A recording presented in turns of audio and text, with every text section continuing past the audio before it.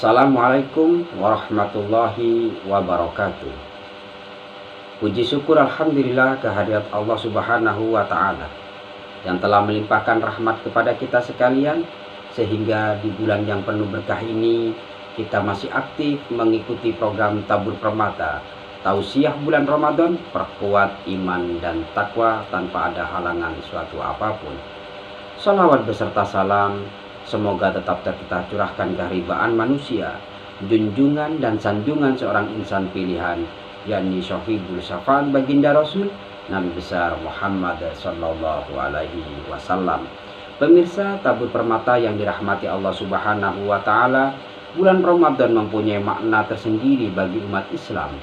Bulan Ramadan biasa digunakan untuk berwisata rohani, yakni melepas belenggu materialisme dunia dengan menghidupkan dunia rohaniah. Sebulan penuh umat Islam menjalani proses pembersihan jiwa dan olah rohani.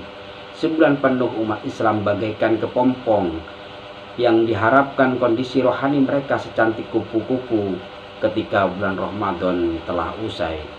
Allah Subhanahu wa Ta'ala berfirman, "Hai orang-orang yang beriman, diwajibkan atas kamu berpuasa sebagaimana diwajibkan atas orang-orang sebelummu agar kamu bertakwa." Al-Quran Surat Al-Baqarah ayat 183. Lalu amalan apa sajakah yang dapat kita lakukan sebulan Ramadan supaya kita memperoleh derajat takwa? Yang pertama yaitu berpuasa, di mana berpuasa diperintah oleh Allah Subhanahu wa Ta'ala dalam Al-Quran Surat Al-Baqarah ayat 183 sampai 187. Puasa yang dilakukan tentunya tidak hanya sekedar menahan lapar dan dahaga, akan tetapi terdapat beberapa rambu-rambu yang harus ditaati. Rasulullah Shallallahu alaihi wasallam bersabda, "Barang siapa berpuasa Ramadan kemudian mengetahui rambu-rambunya dan memperhatikan apa yang semestinya diperhatikan, maka hal itu akan menjadi pelebur dosa-dosa yang pernah dilakukan sebelumnya." Hadis riwayat Ibnu Hibban dan Al-Baihaqi. Pemirsa Tabur Permata yang dirahmati Allah Subhanahu wa Ta'ala, jauhi segala hal yang dapat mengurangi dan menggugurkan nilai puasa Anda. Inti puasa adalah melatih kita menahan diri dari hal-hal yang tidak benar. Amalan yang kedua yaitu membaca Al-Quran atau tilawah, di mana Al-Quran diturunkan pertama kali di bulan Ramadan.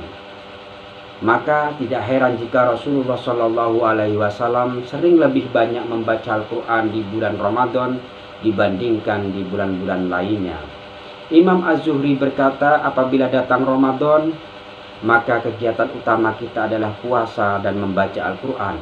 Bacalah dengan tajwid yang baik, tadabburi, pahami, dan amalkan isinya.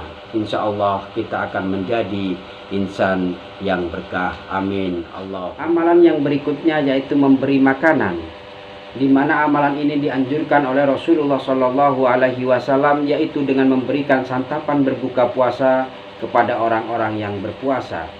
Barang siapa memberi makanan berbuka kepada orang-orang yang berpuasa, maka ia mendapat pahala senilai pahala orang yang berpuasa itu tanpa mengurangi pahala orang yang berpuasa tersebut. Hadis riwayat Tirmizi dan An-Nasa'i. Memberi makanan untuk orang berbuka puasa hanyalah salah satu contoh bentuk kedermawanan yang ingin ditumbuhkan kepada kita. Masih banyak bentuk sedekah yang dapat dilakukan jika kita kelebihan rezeki.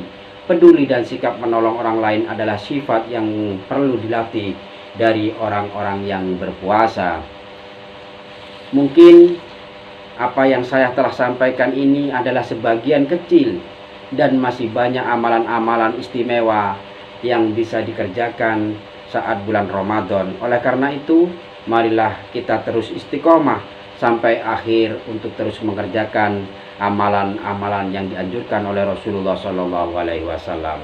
Demikian dari kami. Akhiran wallahul muwaffiq illa aqwamit thoriq. Assalamualaikum warahmatullahi wabarakatuh.